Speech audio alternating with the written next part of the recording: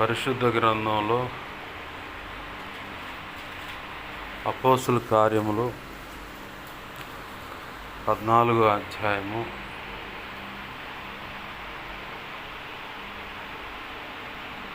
అపోస్తుల కార్యములు 14వ అధ్యాయము 11 నుంచి నేను చదువుతున్నాను. జనసమూహములు పౌలు చేసిన దాన్ని చూసి లుకయోనియా భాషలో దేవతలు మనుష్య రూపము దాల్చి మన యొద్దకు దిగి వచ్చి ఉన్నారని కేకలు వేసి బర్నబాకు ద్యుపతి అనియు పౌలు ముఖ్య ప్రసంగి అయినందున అతనికి హెర్మే అనియు పేరు పెట్టింది. ఆ పట్టణమునకు ఎదురుగా ఉన్న ద్యుపతి యొక్క పూజారి ఎడ్లను పూదండలను ద్వారముల యొద్దకు తీసుకొని వచ్చి సమూహంతో కలిసి బలి అర్పింపవలని ఉండెను. అపోస్తులైన బర్నబాయు పౌలును ఈ సంగతిని విని తమ వస్త్రములు చింపుకొని సమూహంలోనికి చొరబడి, అయ్యలారా, మీరెందుకు ఇలాగ చేయుచున్నారు? మేము కూడా మీ స్వభావం అంటే స్వభావం గల నరులమే. మీరు ఈ వ్యర్థమైన వాటిని విడిచిపెట్టి ఆకాశమును, భూమిని, సముద్రమును, వాటిలో ఉండు సమస్తమును సృజించిన జీవము గల దేవుని వైపు తిరగవలనని మీకు సువార్త ప్రకటించుచున్నాను. చిన్న మాట ప్రార్థన చేసుకున్నాను. ప్రేమగల మా కన్న తండ్రి యేసయ్యా, నీకు వందనాలు, కృతజ్ఞతాస్తుతులు మా ప్రభువా. మీరు ఇచ్చిన లేఖనాన్ని బట్టి నీ కృతజ్ఞతాస్తుతులు. ఈ లేఖనాన్ని విరవండి. ఈ లేఖనము చాటున మీరు దాచి ఉంచిన మీ మనసులో ఉద్దేశించుకున్న సంగతులు ఏమైతే ఉన్నాయో నూతనమైన, లోతైన, అతి శ్రేష్టమైన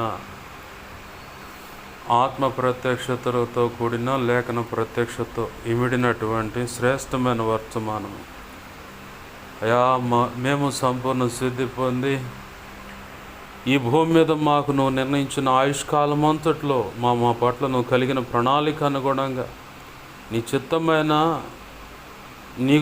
నీ సంతోషం పరిపూర్ణమగునటువంటి ఉన్నతమైన నీ సేవ, నీ కృపను బట్టి సంపూర్ణము చేసి ధైర్యంగా క్రీస్తు న్యాయపీఠాన్ని ఎదుర్కొని ఆనాడు నీ చేత బళ మంచి దాసుడా, మంచి దాసురాలని మెప్పు, ఘనత, మహిమ, బహుమతులు అందుకొని నిత్యత్వంలో ప్రవేశించి వధువులో నువ్వు నిర్ణయించిన ఉన్నత స్థానంలో నిలిచి యుగ యుగాలు నీతో కలిసి నిత్య రాజ్య పరిపాలన చేసి నేను మహింపరుచుకునే భాగ్యం కలుగునట్లుగా నీ కృప ద్వారా అయ్యా, ఇదిగో తండ్రి, నీ మనసులో ఉద్దేశించుకున్న సంగతులన్నీ బయటకు తెచ్చి మీ దాసుడు నీ పక్షమై నిలిచి ఉండగా మీ దాసుడు నోట ఉంచి మీ దాసుని మీ సిలువు చాటును మరుగుపరిచి మీ దాసుని ముఖాంతరంలోంచి మీరు మాకు అందరికీ కనబడుతూ అయ్యా, మీ దాసుడు నోటిని మీ నోటి బొరగా చేసి నీ అనాది సంకల్పంలో మీ దాసులకు నిర్ణయించినటువంటి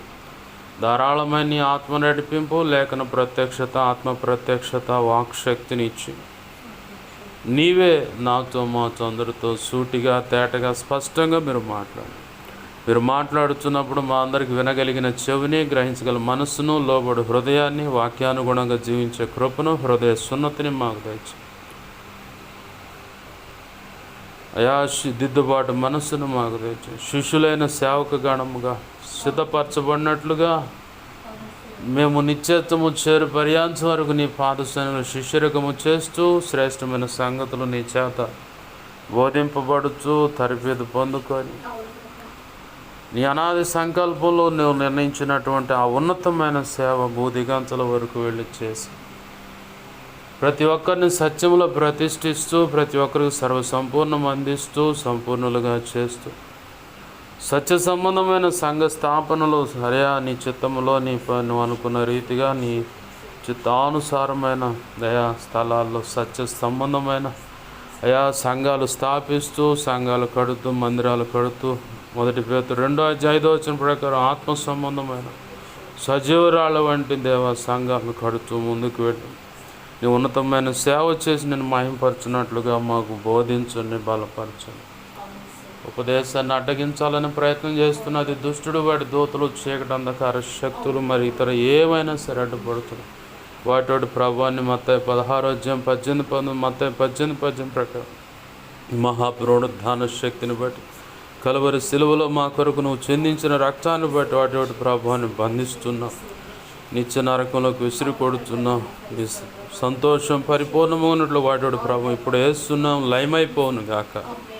ప్రభా మీరు నాతో మాతో ఉండండి అయ్యా. మేము నీ స్థలాన్ని సిలువ రక్తంతో కడిగి ప్రార్థనలోకి విస్తున్న బిడ్డ దేవాయ స్థలాన్ని సిలువ రక్తంతో కడిగి పవిత్రపరచు. నీ బలమైన సన్నిధి ప్రభావం చేత నింపండి. సినాయి పర్వతంగా స్తుతి సింహాసనాసనుడు నీలోంచి ప్రభావం నలుదిక్కులు ప్రబలిలు వెళ్ళును గాక. అగ్ని స్తంభమై మాతో నిలవండి ప్రభా. అయ్యా ఈ మహిమే కానీ మాపై ఆవరింపచ్చాయి. మేమున్న ఇంటిపై దేవస్థలం ప్రాంతంపై ఆవరింపచ్చాయి. నీ చేతి నీడలో నన్ను మమ్మల్ని దాచిపెట్టు ప్రభా. నీ దేవదూతల అగ్నివంటి రథములు సైనికము నా చుట్టూ మా చుట్టూ కావలికి ఉంచు. నీ కనుదృష్టి ముఖాంతి తేజం మన వెలుగు సన్నిధి కాంతి నిత్యం మాపై ప్రకాశింపచ్చే సర్వోన్నతుని శక్తి నన్ను మమ్మల్ని కమ్మునుగాక. అయ్యా నీవే అగ్ని ప్రాకారమైన నా చుట్టూ మా చుట్టూ ఉండను ప్రభా. నీ బలమైన సన్నిధి మా మధ్య ఉంచి నీ అద్భుత కార్యాలు జరిగించమని బతిమలాడుతున్నాను. నీ పక్షం వహించిన నేను ఎంత బలహీనో నీకు బాగా తెలుసు. నీ మీదే అనుకున్న నీ కృప మీద ఆధారపడ్డా. నా సమస్త విధేయతల అతిక్రమ దోషాలు పాప దోషాలు ఆజ్ఞాతిక్రమలు పునః క్షమించి కలువరి సిలువలో మా కొరకు చిందించిన రక్తాన్ని బట్టి కడిగి పవిత్రపరచండి. శుద్ధ జలంతో సమస్త కీడు అపవిత్రతను కొట్టివేయి. అయ్యా ఇదిగో తండ్రి ఆనంద తైలాభిషేకం నాపై ఇంకనూ గొప్పగా ఉంచు. పరిశుద్ధాత్మజ్ఞలను పుటమే శుద్ధ సువర్ణంగా మార్చి పరలో శుద్ధ సువర్ణ చలు నాపై ఇంకనూ గొప్పగా ఉంచు.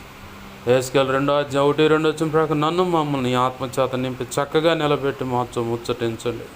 మాతో మాట్లాడండి అయ్యా. నీకు వందనాలు. నీ మాటల కోసమే దుప్పి నీటి వాగుల కొరకు అయ్యా ఆశపడి ఎదురు చూసినట్లుగా నీ మాటల కోసం ఎదురు చూస్తున్నాం. మాతో మాట్లాడయ్యా. కనికరించు, సహాయం చేయండి ప్రభు.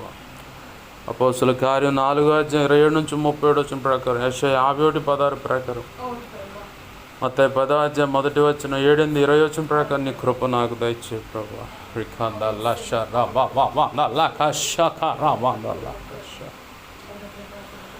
ఇరిమియా 1:9-10-18-19 నీ కృప నాకు దయచే.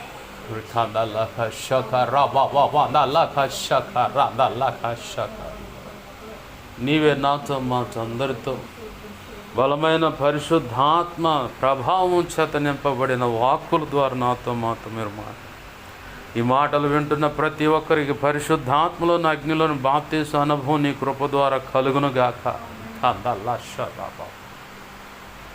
అయ్యా కొర్నేలు ఇంటికి వచ్చినప్పుడు పేతురు భక్తుడు ప్రకటించగా పరిశుద్ధాత్మ బలముగా వారి మీదకు వచ్చి అన్య భాషల్లో మాట్లాడి అనేకులు రక్షణ పొందినట్లుగా ఈ వాక్య సందేశం ద్వారా అలాంటి అద్భుతం అంతకంటే గొప్ప అద్భుతం నీ కృప ద్వారా యేసు నామములో జరుగునుగాక.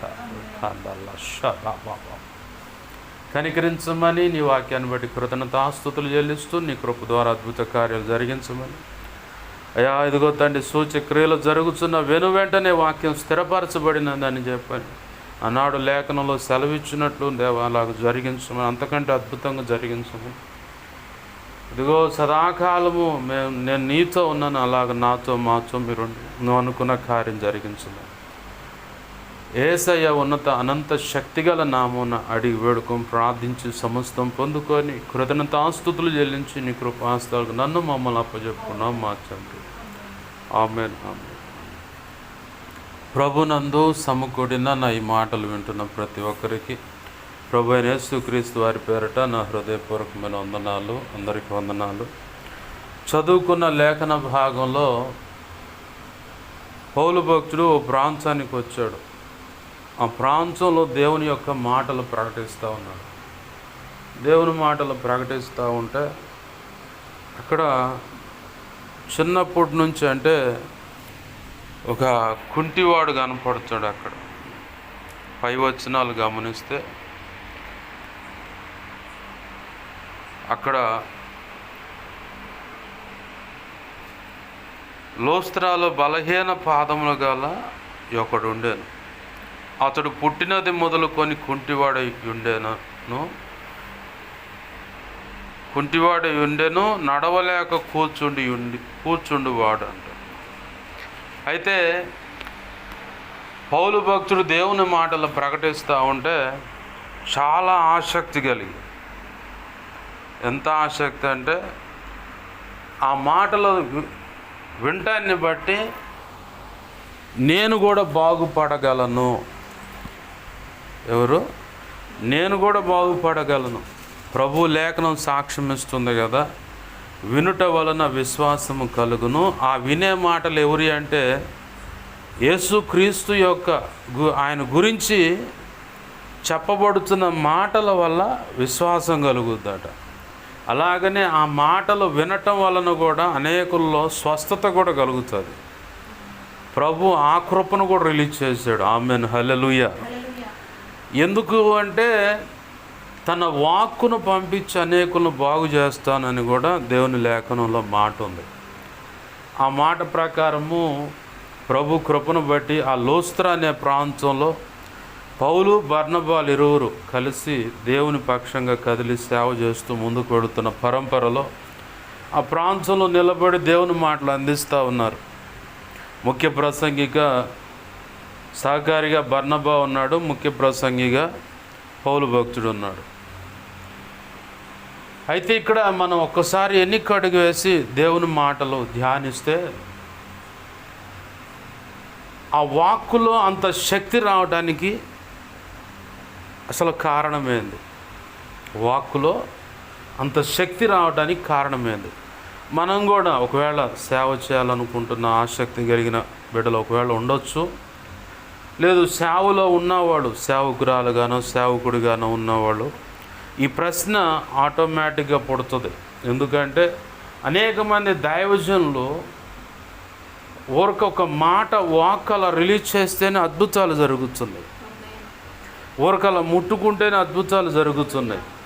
అసలు ఈ పైన ఈ షర్టు కోట్ ఉంటుంది కాబట్టి ఆ కోట్ అలా ఇసిరితేనే ఆ గాలి తగిలి పరిశుద్ధాత్మ చేత వైబ్రేట్ అయ్యి గడ్డ వైబ్రేట్ అయ్యి పడిపోయే కొంత సమయానికి మళ్ళీ చేరుకొని నిలబడే సందర్భాలు. అంటే ఇదంతా ఎలా సాధ్యపడుతుంది?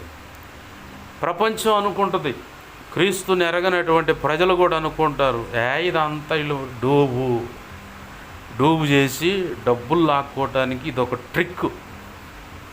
ఏంటిది? డబ్బులు లాక్కోవటానికి ఇదొక చిట్కా అన్నమాట. ఒక చిన్న ట్రిక్ ప్లే చేస్తూ ఉన్నారు. ఆయన కోటి ఇసిరితే వాడు పడుతుంది, పిచ్చి కాకపోతే ఉఫ్ అంటే పడచుడా, ఓయమ్మ అటు తాకంగానే పడచుడా. అది ఈ చిత్రం ఏడ ఉండదు. ఈ క్రైస్తవుల్లోని ఆ బైబుల్ని పట్టుకొని తిరిగి ఆ సేవకుల్లో వాళ్ళకు తగ్గట్టు గొర్రెలాలు పోతూ ఉంటారు. మనందరికి ఒక పేరు పెట్టింది ప్రపంచం అంతా, గొర్రెలని. వాస్తవమే, గొర్రెలే. ఎందుకంటే ఒకప్పుడు 10 రూపాయలకు కూడా హత్యలు చేసిన క్రూరమైన రౌడీ షీటర్లు 10 రూపాయలకు కూడా హత్య చేసేవాళ్ళు ఉన్నారు. అటువంటి వాడు దేవుని మాటలు వింటే మారి గొర్రె స్వభావంగా మారిపోయాడు. గొర్రెకున్న లక్షణం ఏంటంటే పొట్టేలన్న తిరగబడి పొడుస్తుంది, కానీ ఎందుకంటే నేను పొట్టేలు కాసినోడు, నాకు తెలుస్తాడు సంగతి. ఇది మాట ఇంట్లేదని నడుము కట్టుకుంటూ ఈడిచింది అంతే, పొలానికి అడ్డం పెట్టి లాక్కొని తీసపోయి వాగులో పడేసింది. అది వాగు ఒడ్డు దాకా లాక్కొని పోయింది నన్ను. మంచి మూర్ఖ పొట్టేళ్ళు అనమాట. బాగా అంత ఎదిగిన తర్వాత పసిబిడ్డల్లో పసిగా పాలు మరిచే సమయంలో తెచ్చి సాగేవాళ్ళం మేము ఇంట్లో. ఎండాకాలం నా పని అదే. స్కూళ్ళు సెలవులుగా ఆ 3 నెలలు 2 నెలలు వాటిని సాగుతాం. ఇంకా తర్వాత ఇంట్లో ఏదైనా ఫంక్షన్ అన్నప్పుడు వేసేయటమే. ఆ క్రమంలో నేను కాశాను, గొర్రె పొట్టేలు కాసా. పొట్టేలు కన్నా తిరగబడి కుమ్ముదా అనే స్వభావం ఉంటుంది, కానీ గొర్రెకి ఆ స్వభావం ఉండదు. అగ్నిలోంచి గొర్రె కాపురు అంచె దూకుతుంటే ఈ కూడా పోయి అంచె దూకుతూ ఉంటుంది. ఒక్కటి కనుక కాలువ దూకటం మొదలుపెట్టి చూసినాయి అంటే ఇక నాన్ స్టాప్గా ఈ దగ్గర నుంచి ఉన్నాయి మొత్తం 100ల సంఖ్యలో అదరిగిపోతాయి. గొర్రెకున్న స్వభావం అది, సాధువు జీవిగా ఉండిపోద్ది. ఏమాత్రం నువ్వెంతన్నా కొట్టు సైలెంట్గా అంతే చూస్తున్నాడు. ఒకప్పుడు 10 రూపాయలకు కూడా ఇది 10 రూపాయలకు కూడా వ్యక్తులను హత్యలు చేసిన వాళ్ళు ఇవాళ ప్రభు క్రీస్తు రక్తాన్ని బట్టి కడగబడిన దాన్ని బట్టి ప్రభు వల్ల తీసుకుంటూ వాక్యం చేత పెంపారపడుతూ పరిశుద్ధాత్మ సహవాసంలో నడుస్తూ ప్రార్థన విజ్ఞాపన లేఖనం ప్రకారము వాళ్ళు నడుస్తున్న విధానాన్ని బట్టి వాళ్ళు మార్పు చెందారు. 10 రూపాయలకు హత్య చేసిన వాళ్ళు ఉన్నారు, రూపాయలు కూడా వ్యభిచారం వ్యాపారం. చిలకలూరిపేటలో నాకు తెలిసి 95, 98 ఆ టైంలో, 95, 98 ఆ టైంలో, 92లో మేము జీబు కొన్నాం. ఆ నుంచి 95, 92 అంటే మా దగ్గర జీబు ఉన్నంత కాలం ఆ చిలకలూరిపేట పోయి సంవత్సరానికి ఒకసారి ఆ టింకరింగ్ పని చేసి శుభ్రంగా మళ్ళీ ఫుల్ పెయింట్ చేయించి, సంవత్సరం స్టార్టింగ్లో ఫుల్ పెయింట్ చేసినప్పుడు మళ్ళీ ఫుల్ పెయింట్ చేసే సమయానికి అట్నే ఉంటుంది. అయినా మా మనసుకు నచ్చదు. మొత్తం ఎక్కడిదక్కడ చెక్కి మళ్ళీ పోయి ఫుల్ పెయింట్ చేయించుకొని, ఊళ్ళో టాప్ అనమాట ఆ జీబు అంత నీట్గా ఉంటుందని పొద్దున్నే కడిగి ఒక క్యానర్ వచ్చి మొత్తం శుభ్రం కడిగి రెడీ చేయాలి మేము పోవటానికి. నేనున్నప్పుడు కూడా అంతే, శుభ్రంగా పైప్ వేసుకొని కడిగి అట్లా ఆ టింకరింగ్ పని చేయడానికి అక్కడికి వెళ్ళినప్పుడు ఆ లాడ్జీలో ఉండేవాళ్ళం. అలా రూమ్ తీసుకుని డైలీ సర్వీస్ అంటే కుదరదు కాబట్టి ఆ లాడ్జీ వెనకమాల భాగంలో ఇట్నే వాకిలి కాడ నిలబడి ఉంటారు. నిజమమ్మా, నేను చూశాను, నా కళ్ళతో చూశాను. ఇట్లా నిలబడి ఉంటారు. నిలబడి ఆ బజారుకి ఎవడన్నా పోవాలంటే ఆ విషయం ఉంటేనే పోతారు. లేదంటే ఆ ప్రాంతంలో నివాసం ఉండేవాళ్ళు వాళ్ళకి అర్థమైంది కాబట్టి వాళ్ళని కదిలేరు. కొత్త వ్యక్తి కనపడితే పిలుస్తూ ఉంటారు. వాళ్ళ పద్ధతుల్లో పిలిచి ఎంత 20 రూపాయలు 30 రూపాయలే. ఆ 20, 30 రూపాయలకు కూడా వాళ్ళని మెయింటైన్ చేసేవాళ్ళు కొనుక్కుంటారు డబ్బులకి. అటువంటి వ్యక్తులు కూడా ప్రభు కృపను బట్టి క్రీస్తు రక్తంలో కడగబడి అది నీచమైన జీవితాన్ని వదిలేసి ఇవాళ స్త్రీల సమాజంలో నిలబడి దేవుని మాటలు అందిస్తున్నారు.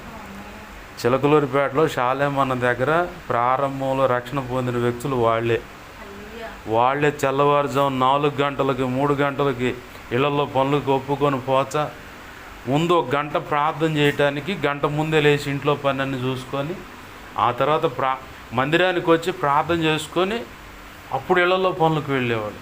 వాళ్ళ దినచర్య పనులకు 5 గంటలకు డ్యూటీకి వెళ్ళాలంటే 3 గంటలకి లేచి ఇంట్లో పని చూసుకొని 1 గంట మందిరంలో ప్రార్థన చేసుకొని అట్టపోయారు. అలా ప్రార్థన చేసే వ్యక్తులు ఆ రోజు నుంచి ఈ రోజు కూడా అలా ఉన్నారు. కాబట్టి అనుదిన ప్రార్థన పరులను బట్టి ప్రభు కృపలో ఆ పరిచర్య స్ప్రెడ్ అవుతూ ఉంది. ఆమేన్, హల్లెలూయా. సాధు జీవే మనందరికి గొర్రెలని పేరు పెట్టి 2 ఎగ్జాంపుల్లో చూపిస్తూ ఉన్నాను. ఒకడు 10 రూపాయలకు కూడా హత్య చేసిన వాళ్ళు ఉన్నారు.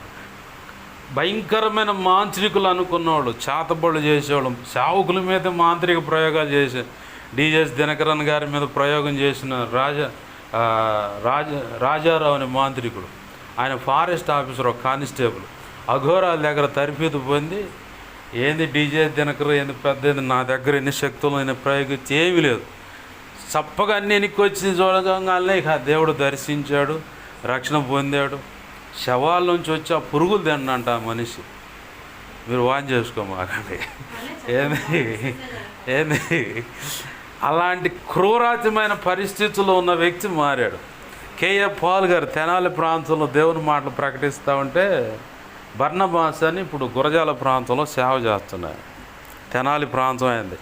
దేవుని పిలుపు మేరకు గురజాల వచ్చి ఆ గురజాలలో సేవ చేస్తున్నా. కారంపొడి ఒడ్డున ఉంటా. సినిమాకి వచ్చిండు అదే ట్రాక్టర్లో, విశ్వాసులు వస్తున్న ట్రాక్టర్లో సినిమాకి వచ్చిండంట ఆయన.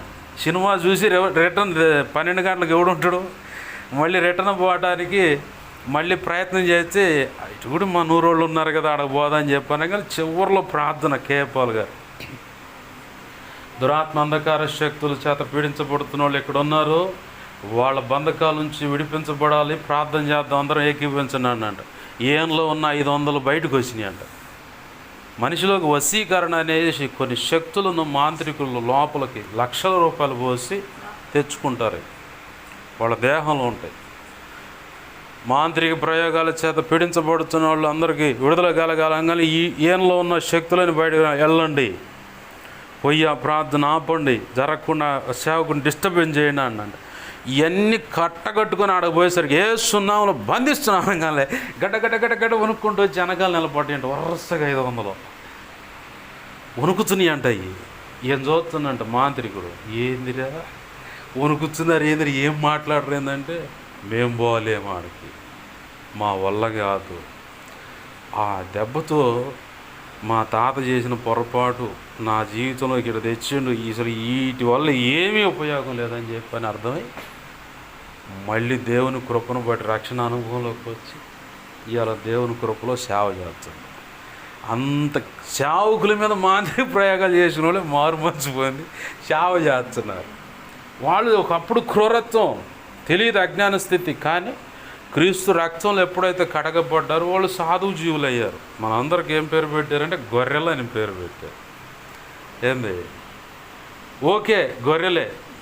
కోటి ఇసరటం అద్భుతాలు ఏంది, అంటే అద్భుతాలు ఏంటంటే వాటన్నిటికీ ఒక మూలం ఉంది. ఏంటయ్యా మూలం అంటే ప్రభువుకు విధేయులై ఆయనకు లోపడ్డారు. ఇప్పుడు మనం చదువుకుంటున్నటువంటి లేఖన భాగంలో పౌలు ఎటువంటి వాడు? సంఘాన్ని చెరుపుటలో ఆసక్తిని కనపరిచాడు. అంటే ఎట్టంటే దీన్ని పాడు చేయకపోతే నేను చచ్చిపోయినట్టే, అంటే ప్రాణాధారంగా భావించి క్రీస్తు మార్గంలో ఉన్న వాళ్ళందరిని చంపడానికి తాకిదులు తీసుకొని మరి బయలుదేరాడు. తాకిదులు తీసుకొని మరి బయలుదేరినోడిని దేవుడు మార్గంలో దర్శించటం, కళ్ళు మూతపడటం, అప్పటి వరకు ఉన్న కళ్ళకున్న గర్వం అనే పొరలు పొసులాగా అట్ట కట్టుకోవటం, మొత్తం అననీయ అనే ఒక సహోదరుని ప్రవక్తను ఆయన పంపించగానే చేతులుంచి ప్రార్థన చేయటం, ఆ పొరలన్నీ రాలిపోవటం, బాప్తీసం పొందటం, ఒక 3 సంవత్సరాలు ఏకాంతంగా వెళ్ళిపోయి దేవుని సన్నిధిలో ఎక్కువ సమయం గడపటం, పరిశుద్ధాత్మ చేత నింపబడిన వాడే ఆ తర్వాత పౌలుగా. అంతకుముందు సౌలే. ఎప్పుడైతే పరిశుద్ధాత్మ చేత నింపబడ్డాడో వెంటనే పౌలుగా మార్చబడి ప్రభు కృపలో సేవ చేయటం మొదలుపెట్టాడు. ఆయన దేవుడు దర్శించగానే అననీయ అనే ప్రవక్త చేతులుంచి ప్రార్థన చేసిన వెంటనే సేవకు రాల. 3 సంవత్సరాలు వేరుగా ఎవరితో కలవకుండా ప్రత్యేకంగా దేవుని దగ్గర తరిపీదు పొందారు. తరిపీదు అనగానే గుర్తొచ్చింది. మనం ఖచ్చితంగా దేవుని దగ్గరే తరిపీదు పొందాలి, వాస్తవం. ఎందుకంటే ఒకవేళ థియాలజీ అన్నీ ఉన్నాయి కానీ చరిత్ర తెలుసుద్ది, క్రాస్ రెఫరెన్స్లు ఎక్కడున్నాయని తెలుసుద్ది. కానీ యేసయ్య దగ్గర కూర్చుంటే ఈ క్రాస్ రెఫరెన్స్లు ఈ చరిత్రతో పని లేదు. మొత్తం కిచిడిగా గొట్టిపండుకి మొత్తం తీసుకొచ్చి ముద్దగా పెడతాడు ఆయన. మొన్న ఒక తమ్ముడు అడుగుతున్నాడు, అన్న పలానా సంఘంలో ఇలా తరఫీదు ఇస్తున్నారు, నేను పోతాను. నీకు అవసరం లేదయ్యా, దేవుడే ఇస్తాడు నీకు తరఫీదు. దేవుడు ఇవ్వాలా, దేవుడు ఇచ్చాడు అనుకో, అది అద్భుతంగా ఉంటుంది. ఈ తరఫీదు వాళ్ళు ఏంటంటే క్రాస్ రెఫరెన్స్ తెలుస్తాయి, చరిత్ర తెలుస్తుంది, కానీ దాని లోతు తెలియదు, దాని లోపల ఏమేమి దాగి ఉన్నాయో తెలియదు, అర్థం కాదయ్యా. దయచేసి నువ్వు దేవుని పాద సన్నిధిలో కూర్చో, అక్కడ తరఫీదు. ఆయన తరఫీదు ఇచ్చాడా, నీ ముందు ఎవడూ నిలబడలేడు. అంత గొప్పగా దేవుని మాటలో నువ్వు ప్రకటించగలుగుతావు. స్తెఫను గురించి, పిలుపు గురించి ఏం చెప్పారు? వాళ్ళు వాదిస్తుంటే వాదించేదానికి వాళ్ళు వేసిన ప్రశ్నలకు తిరుగు సమాధానం ఇస్తూ అట్లా చాలా వాదులాట జరిగింది. పిలుపు విషయంలో కానీ స్తెఫను విషయంలో వాళ్ళు కనపరిచిన ప్రజ్ఞకు ఈ ఎదుటోళ్ళు ప్రశ్న వేసేవాళ్ళు తట్టుకోలేక, ఎక్కడిది ఇంత జ్ఞానం, అసలు ఏంది ఇంత పాండిత్యం ఎక్కడిది, ఇంత జ్ఞానం ఎక్కడిది, వీళ్ళ భోజనం వడ్డించే పరిచయం కదా వీళ్ళు చేసేది. ఆడ అసామాన్యంగా ఉన్నటువంటి ఈ వ్యక్తులు అస్సలు మా ఊహలకు కూడా అందనటువంటి ఉన్నత స్థితి, ఆ ప్రత్యక్షత, ఆ ప్రత్యుత్తరము అసలు ఎక్కడి నుంచి వచ్చిందని నివ్వురుపోయారు. అంటే బిత్తరపోయారన్న, మా యా నుంచి వచ్చింది. దేవుడిచ్చిన తరఫీదు అలా ఉంటుంది. అదే మనము ప్రయత్నం చేసినప్పుడు, అంటే ట్రైనింగ్ నేను తృణీకరించట్లేదు, చరిత్ర అర్థమైంది. అయితే దాన్ని బేస్ చేసుకొని నాకంతా తెలుసు అనే భావన మనలో ఉండకూడదు. నాకు ఏమి తెలియదని ప్రభు సన్నిధిలో కూర్చోవటం, ఆయన ఇస్తాడు ప్రత్యక్షత, లేఖన ప్రత్యక్షత అయినా ఆత్మ ప్రత్యక్షత అయినా. ప్రభు కృపను బట్టి నేను చెప్పగలను, నాతో మాట్లాడిన విషయాలు, దేవుడు మాట్లాడిన విషయాలు, పరిశుద్ధ గ్రంథం అంతటి విషయంలో ఒక లెక్క. నేను దైవజనులను అడిగా, అంతకుముందు మీకు చెప్పినట్టున్నాను, అయ్యా 6 గ్రంథాల గురించి మీరు ఎందుకు చెప్పట్లేదని నా ఆత్మీయ తండ్రి దావిద్ పాష్ గారిని, రవి పాష్ గారు, కిరణ్ పాష్ గారు, ఇప్పుడు నా స్నేహితుడే నోవా పాష్ గారు, అప్పుడు పరిచారకుడే, మేమిద్దరం పరిచారకు, నేను బండి దోల్తా, జాషువా డానియల్ చేగూడి అని చెప్పని ఒక దైవజనుడు, వాళ్ళు చేస్తున్న సేవ కాడ వాళ్ళు కట్టిన మందిర ప్రతిష్ట, వాళ్ళ ఇద్దరికి అభిషేకం. ఆ రోజు అక్కడికి వెళ్తే అడిగా, ఎందుకు మీరు చెప్పట్లేదు ఈ 6 గ్రంథాలు అంటే, ప్రకటన, పరమగీతం, విలాపవాక్యము, యెహెజ్కేలు గ్రంథము, యిర్మీయా గ్రంథము, అలాగనే దానియేలు గ్రంథం. తర్వాత దేవుడు అన్నాడు 6 గ్రంథాలు కాదు 7 ఉన్నాయి అన్న. జకరియా గ్రంథం 7 గ్రంథాలు ఉన్నాయి, ఇలా సంగతి అండి. సరే ప్రభు అని చెప్పాను. ఇవి ఎందుకు మీరు చెప్పట్లేదు అంటే ఆయన ఒక్కడి గురించి నేను అనలా మాట. ప్రపంచవ్యాప్తంగా చాలామంది దైవజనులు ఈ 7 గ్రంథాల గురించి చెప్పరు. ఒక దైవజనుడు రవి పాష్ గారు ఉండి దానియేలు అవి చెప్పాలంటే ఆత్మ ప్రత్యక్షత కావాలబ్బా, ఆత్మ ప్రత్యక్షత కావాలా అని ఇక నేను సైలెంట్.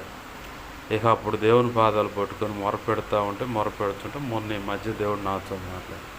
పరిశుద్ధ గ్రంథం అంతటి మీద ఒక రకమైన పట్టు అయితే ఈ 7 గ్రంథాల గురించి ప్రత్యేకంగా ప్రపంచవ్యాప్తంగా ఉన్నారు. నేను ప్రత్యేకంగా ఏర్పాటు చేసుకున్న వాళ్ళు, వాళ్ళకంటే ప్రత్యేకంగా నువ్వు అని చెప్పని ఇలా ఈ విషయాలు నీకు ఇవ్వబడుతున్నాయని చెప్పని ప్రభువు చెప్పాడు.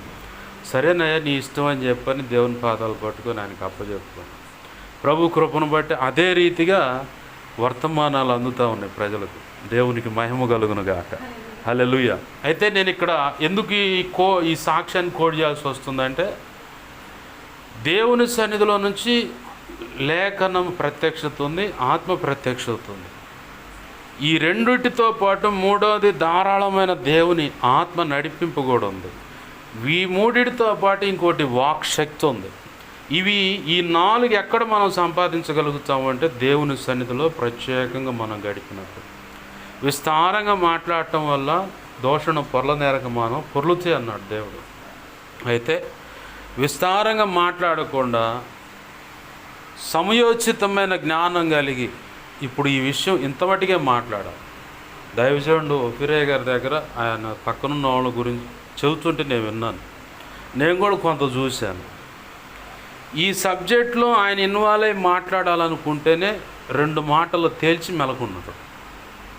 ఇంకా మాట్లాడు పక్కనోళ్ళు ఏ మాటలన్నా మాట్లాడుకొని నాకు సంబంధం లేదని కూర్చుంటాడు. అంత పిన్ డ్రాప్ సైలెంట్గా ఉంటాడు ఆయన. పిన్ డ్రాప్ సైలెంట్ అంటే ఒక పిన్ను కింద వేస్తే శబ్దం రాకుండా, అంటే ఆ పిన్ను కింద పడ్డ శబ్దం కూడా రానంత నిశ్శబ్దంగా ఉంటాడు ఆయన. సైలెంట్గా నాకు సంబంధం లేదు. ఏదైనా ఆయనకు అవకాశం వచ్చిందా కట్ట అసలు కత్తితో చివినట్టు వెళ్ళిపోవచ్చు మాటలు. అంత దేవుని కృప శక్తిని, ఆ వాక్శక్తిని పొందాడు ఆయన. ఎలా సాధ్యపడుతుందంటే ఒకటి దేవుని సన్నిధిలో ఏకాంతంగా ప్రార్థన చేస్తున్నప్పుడు ఖచ్చితంగా ఈ కోటి సిరేచ్చే ఉఫ్ అంటే యేసు నామములో విడుదల కలుగును గాక అంటే ఇవన్నీ ఎలా ఆ శక్తి ఎలా వస్తుందంటే ఏకాంత ప్రార్థనలో ప్రభువుతో ఎక్కువ గడుపుతున్నప్పుడు ఉపవాస ప్రార్థన బట్టి కొంత శక్తి పొందుకుంటాం, ఆత్మబలం పొందుకుంటాం. అలాగనే ప్రభు కృపను బట్టి సైలెంట్గా ఉన్నంతసేపు సామెతల గ్రంథం సాక్ష్యం ఇస్తుంది కదా, మౌని అయిన వాడు జ్ఞాని. మౌని జ్ఞాని అవుతాడంట. మౌనిగా ఉండనోడు ఇక చండాలం అయిపోద్ది పరిస్థితి.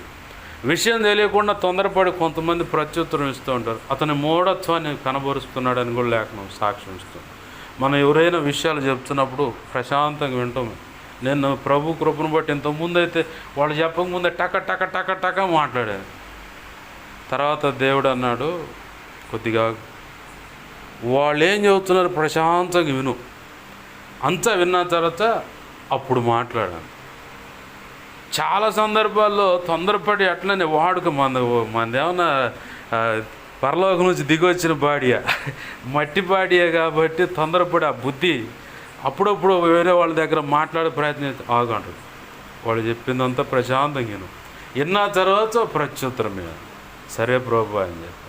అంటే మౌనంగా ఉండటమే ఎక్కువ నేర్పాడు ప్రభు. దైవజనులు చూశాను, దైవజనులు చూసిన ఆత్మీయ తండ్రిని చూసిన, షాలెమ్మను చూసిన, ఇంచేది కొంతమంది దైవజనులు నాకు కొంతమంది గురి కలిగి సత్య సంబంధులు ఉన్నారు, వాళ్ళను చూసిన, చాలా మోస్ట్ సీనియర్లు అనుకున్న సేవకులను చూసిన, నన్ను అభిషేకించిన దైవజనులు చూసిన, మౌనంగా ఉండటమే చూశారు. వాళ్ళ అవకాశం వస్తే మాట్లాడతారు, లేదంటే మెలకుండా చూస్తే నవ్వుతారు. ముసిముసిగా అంటే పైన ముఖం మీద ఆ నవ్వు కళ కనపడుతుంది, మెలకుండా ఉంటారు అంతే. సైలెంట్గా ఉంటారనమాట. ఈ సైలెంట్గా ఉండటం వల్ల ప్రభు కృపను బట్టి వ్యర్థమైన మాట బయటికి రాదు. అవసరమైన మాట బయటకు వస్తుంది, వచ్చిన మాట వల్ల అద్భుతం జరుగుతుంది. ఆమేన్, హల్లెలూయా. ఇట్లా దేవుడు పౌలును తర్ఫీదిచ్చుకుంటూ ప్రభు కృపలో పరిశుద్ధాత్మ చేత నింపి ఆయన పక్షంగా అపోస్తులత్వాన్ని ఇచ్చి దేవుని చేతిలో బలమైన సాధనంగా వాడుకుంటూ లోస్త్రా ప్రాంతంలో ఆ ప్రాంతానికి తీసుకొచ్చి సువార్త ప్రకటిస్తూ ఉన్నాడు. ముఖ్య ప్రసంగిగా పౌలు ప్రకటిస్తూ ఉంటే సహకారిగా బర్నబా ఉండు సైలెంట్గా కూర్చొని చూస్తూ ఉండు. వాక్యం ప్రకటిస్తూ ఉంటే ఆసక్తి కలిగి ఉంటా ఉన్నాడంట. ఈ బలహీనమైన పాదాలు పుట్టుక కుంటివాడైన వాడు విన్నంగా పరిశుద్ధాత్మ తన హృదయంలో అద్భుత కార్యం జరిగించడాన్ని బట్టి అతను ఆసక్తిగా చూస్తూ మాటలు ఆలకిస్తుందాన్ని బట్టి పరిశుద్ధాత్మ దేవుడు పౌలులో మాట్లాడుతూ ఉన్నాడు. అతను స్వస్థపడాలని విశ్వాసం కలిగి ఉన్నాడు. అతని విషయంలో నేను సంతోషిస్తున్నాను కాబట్టి నువ్వు మాట్లాడి అతని కోసం ప్రార్థన చేసి ఆ బంధ కట్ల నుంచి విడిపించని చెప్పని ప్రభు మాట్లాడగానే వెంటనే ఆ లోస్త్ర బలహీనమైన పాదాలు కలిగిన వాడి దగ్గరికి వెళ్ళి యేసు నామములో లేచి నిలబడాను. ఆమేన్, హల్లెలూయా. వెంటనే దిగ్గున లేచి నిలబడ్డ. ఇక వాడు అదిరిపోయి చూసుకుంటుండు. ఈ లోపల ఈ పక్కన ఉన్న వాళ్ళంతా అబ్జర్వ్ చేస్తూ ఉన్నారు. అబ్జర్వ్ చేస్తా ఒక్కసారికి వాడు కుంటివాడు పైకి లేచి నిలబడి కాళ్ళు ఇట్టా అని కూడా చూసుకుంటూ ఉంటే అందరూ అదిరిపోయారు. ఏందిరే ఈ అద్భుతం అని చెప్పని అదిరిపోయి వాళ్ళు మొదలుపెట్టారు. రే దేవుడు ఆడలేడురా, మనుషుల్లోనే ఉన్న దేవుడు మనుషుల మధ్యలో మన కోసం పంపించిండ్రా ఈ ఇద్దరిని, మన దేవుడే మన దేవత అని చెప్పని వాళ్ళు పూజించేటువంటి ఆ 2 దేవతల పేర్లు వీళ్ళిద్దరికి పెట్టి ఇక వాళ్ళిద్దరిని ఊరేగింపు చేయడానికి మొదలు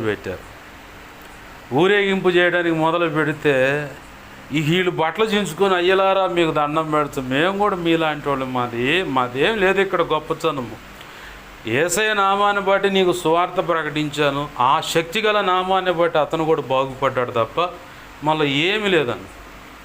అయినా సరే కుదరదని చెప్పని అప్పుడు దాకా ఇక విని వీళ్ళలో కూడా ఆసక్తి పెరిగి ఈ బ్యాచ్ ఎలాంటిదంటే భజన బ్యాచ్, పై వ్యవహారం ఇదంతా. ఈ పై వ్యవహారం అంత ఏడదాకా వచ్చిందంటే సేవకులు గొడవలు చించుకొని వాళ్ళ బచ్చలాడేదాకా వచ్చింది.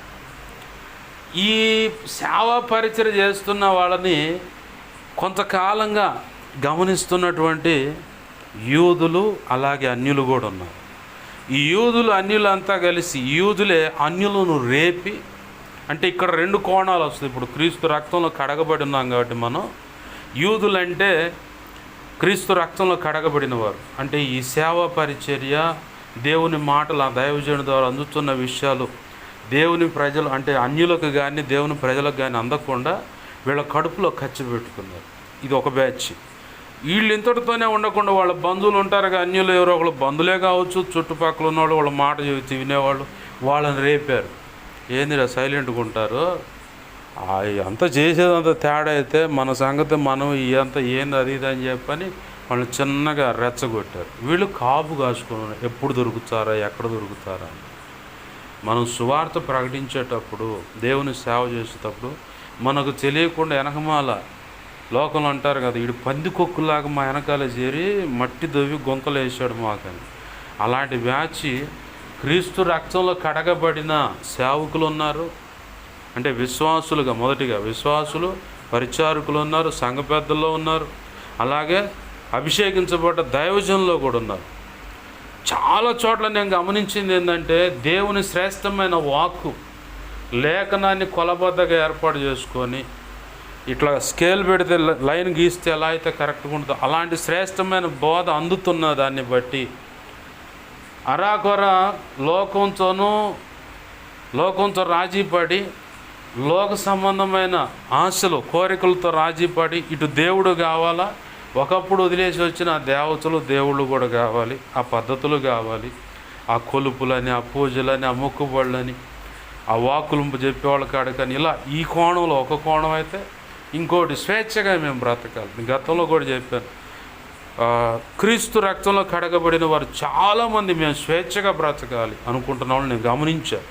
ఎలా స్వేచ్ఛ అంటే పాటలు, సినిమా పాటలకి ఈ సెమీ క్రిస్మస్ అప్పుడు ఎవరైతే డ్యాన్సులు వేస్తున్నారో ఆ పిల్లల్ని మళ్ళీ ఈ గణేష్ ఉత్సవాల దగ్గర కానీ లేదంటే పెళ్ళి అంటే ఇంట్లో ఫంక్షన్ అంటే 2-3 దేవుడి పాటలు పెడతారు. ఇక తర్వాత ఇక మొదలు పెడతారనమాట. రాను నేను బండెక్కి రాను, బుల్లెట్ బండెక్కి వచ్చు. ఇక ఈ రకరకాల పాప్ సాంగ్స్ ఏవైతే ఇప్పుడు ఫైనల్గా ఇప్పుడు ఫోక్ సాంగ్స్ ఇలా రకరకాలుగా వస్తున్నాయి, ఉర్రూతలోగించే పాటలు. ఇక అవి పెట్టుకొని వాటి ముందు తెల్లారుదలు ఎగురుతున్న వాళ్ళు నేను చూసా. అదే వ్యక్తులు మళ్ళీ వచ్చి సెమీ క్రిస్మస్ ముందు మళ్ళీ పద్ధతిగా తెల్లని వస్త్రాలు వేసుకొని అసలు మేము 100% క్రీస్తు బిడ్డలమేనండి అన్నట్టుగా అసలు తెల్లగుడ్లు వేసుకొని వచ్చి వాళ్ళు ఆడ ఎగురుతూ ఉంటే వాళ్ళనే చూసా.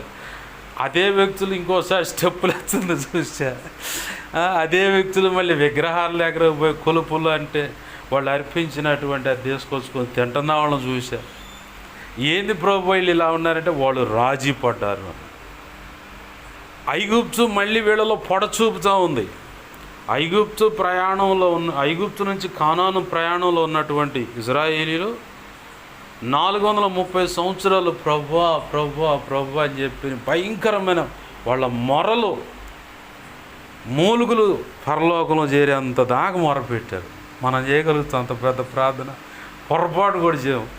నెల లేదంటే 20 రోజులు ఆ తర్వాత కేల్కతం అయిపోయింది, పద ఈ దేవుడు ఏం పని చేయలే కదా ఇంకోసారి పోదాం రావే అని చెప్పని మొగుడైతే భార్య అయితే ఏమయ్య జాలిరా ఇక పోదాంరా అని చెప్పని ఇటు జారుకొని సర్దుకునే వ్యవహారమే కానీ నిలబడే వ్యవహారం.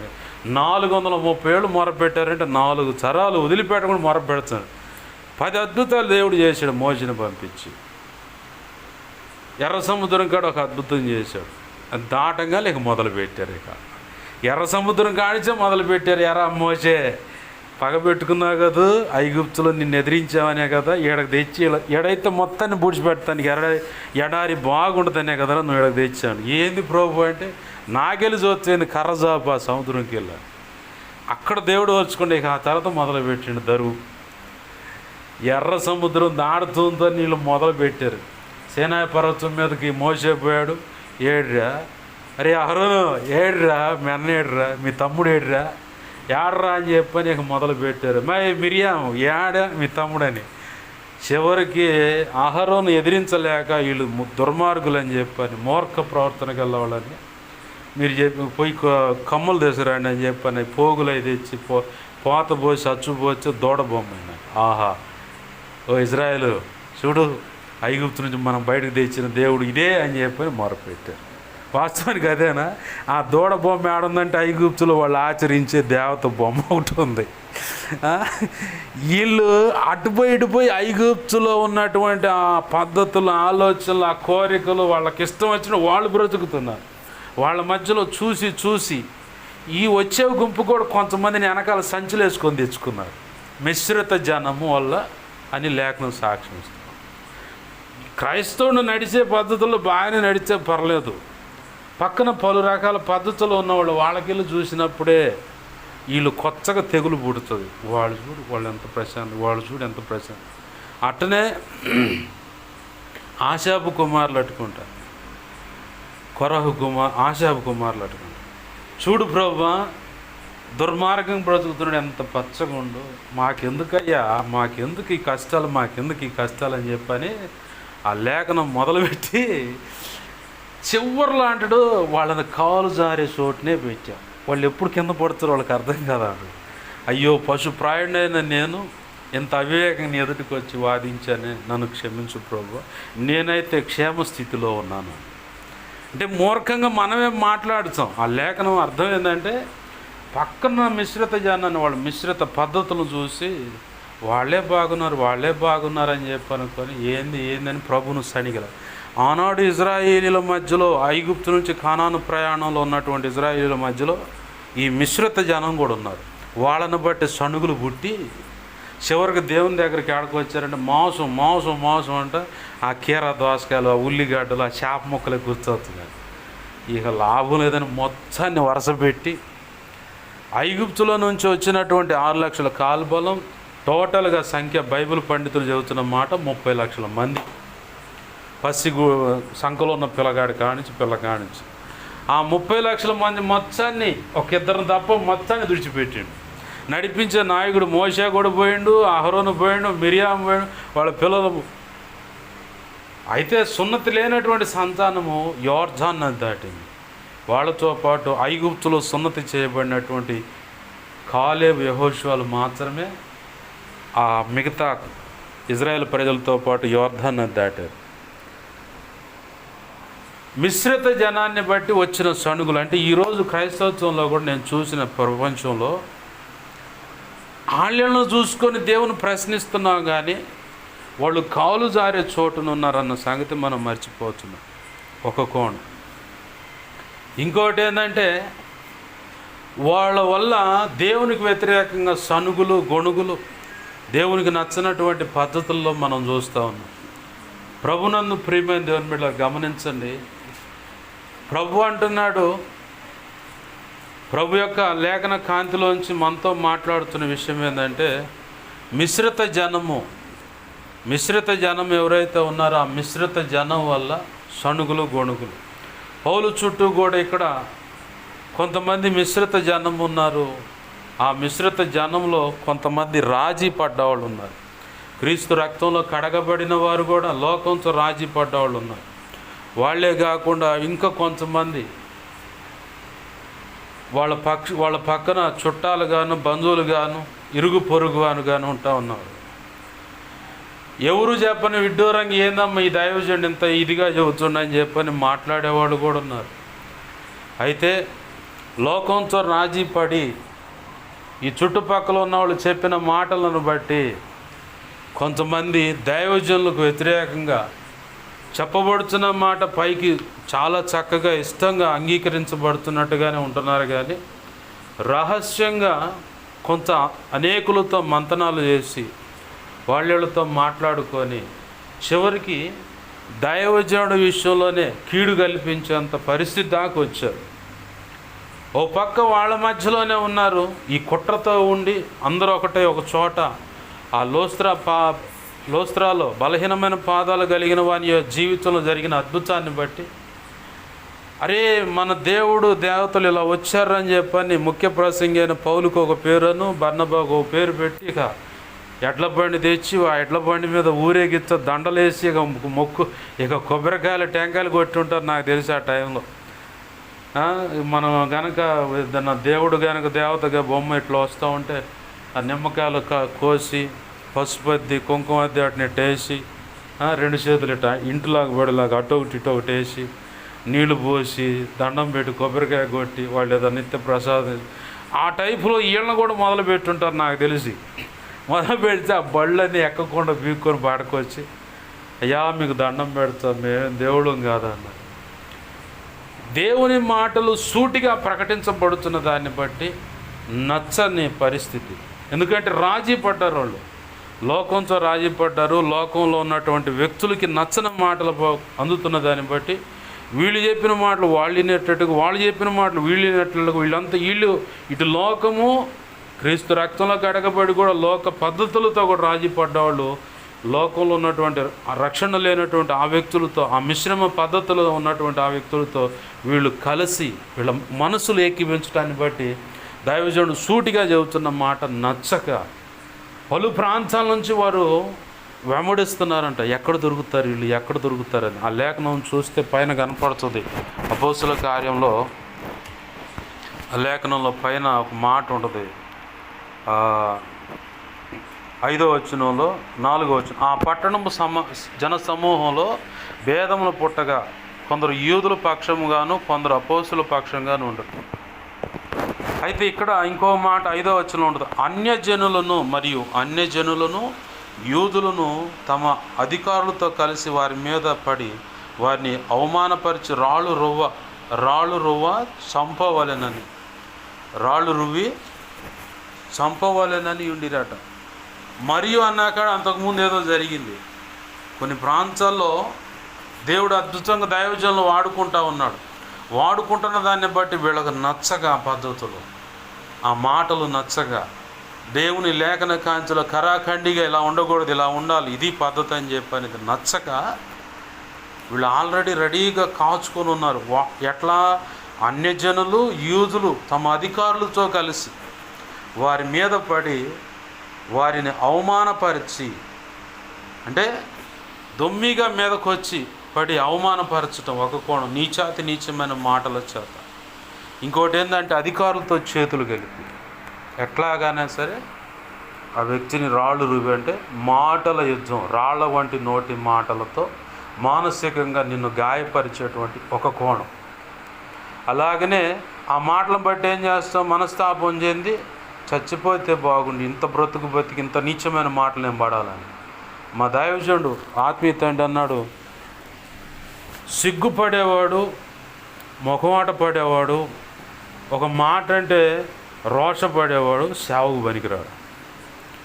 ఏ మాట నాకైనా అట్లా తుడుచుకొని పోయేవాడు. అయితే మొహమాట పడకూడదు అబ్బా. 2 విషయాలను, 1కి కానీ 2కి కానీ, బాత్రూమ్ కానీ యూరిన్కి కానీ మొహమాట పడకూడదు. 3వది చిరియాకాడ మొహమాట పడకూడదు.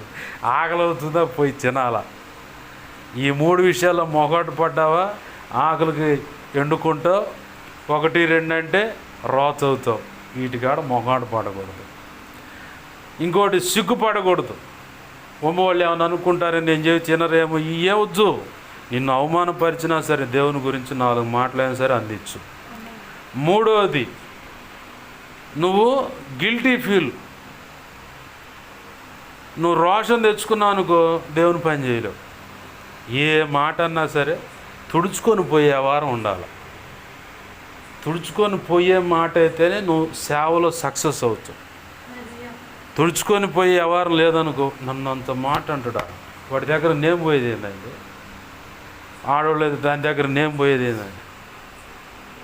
నేను దైవజనుడి దగ్గర చూశాను దాన్ని. నేను ఒకడైతే నీచంగా ముందే మాట్లాడాడు, నన్నేది మేమంతా బయట ఉన్నాం, దేవుని ఆరాధన జరుగుతుంది, అదే మార్గంలో పైన ఉంటాడు ఒకడు, ఆ విగ్రహం సంబంధించిన గుడి పక్కన దానికి ట్రస్టర్గాను ఏదో ఉన్నాడు.